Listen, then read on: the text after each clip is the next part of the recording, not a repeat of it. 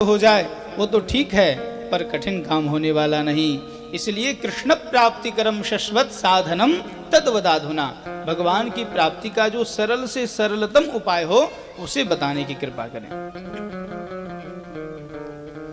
ये प्रश्न है सूत जी मैं इसलिए आपसे कर रहा हूं क्योंकि संसार में दो चीजें बड़ी दुर्लभ हैं और उसमें से एक चीज जो है वो परम दुर्लभ है और वो आपको प्राप्त है।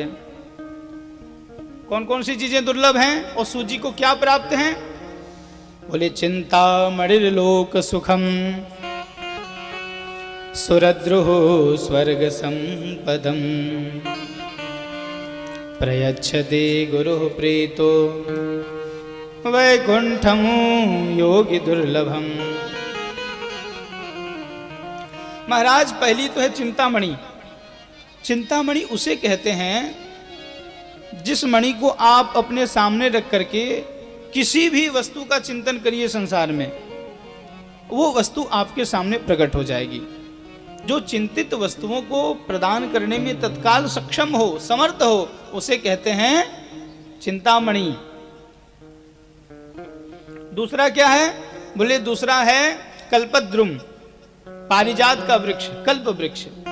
समुद्र मंथन से उत्पन्न हुआ था। ये देवताओं के राजा जो इंद्र हैं उनके अधीन में स्वर्ग लोक में विराजित रहता है। उसकी भी यही विशेषता है। उसको सामने रख करके संसार की किसी भी वस्तु की कामना करिए, वो आपके सामने प्रकट करके दे देगी वृक्ष।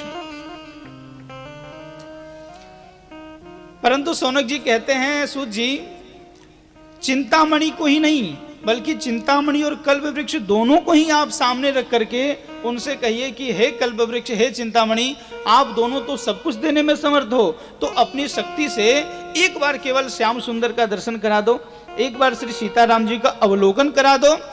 तो दोनों हाथ जोड़ के कहेंगे भैया संसार की समस्त दिव्याति दिव्य वस्तु देने में हम समर्थ हैं, पर साक्षात परमात्मा का दर्शन करा दें ये सामर्थ्य हमारे अंदर नहीं है। इसलिए सूत जी महाराज इन दोनों से भी श्रेष्ठ है सदगुरु की कृपा। क्यों? बोले प्रयच्छति गुरु प्रीतो वैकुंठम योगी दुर्लभम।